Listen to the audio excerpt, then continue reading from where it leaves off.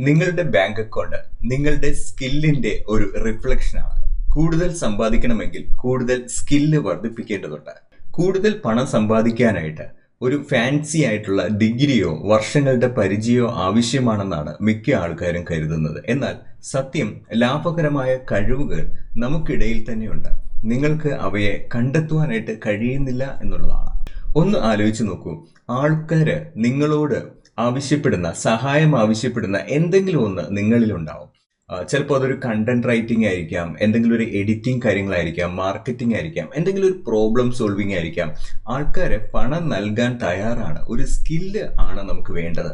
കഴിവുകൾ ശരിക്കും നമ്മുടെ ഒരു ATM മെഷീൻ പോലെയാണ്. നിങ്ങൾ അവയെ കൂടുതൽ പരിഷ്കരിക്കുകയും വിപണനം ചെയ്യുകയും ചെയ്യുമ്പോൾ അവ കൂടുതൽ പണം നൽകുന്നു. എന്നാൽ അവ ഒരിക്കലും ഉപയോഗിക്കാത്ത പക്ഷം അത് അവിടെ തന്നെ അങ്ങിരിക്കും.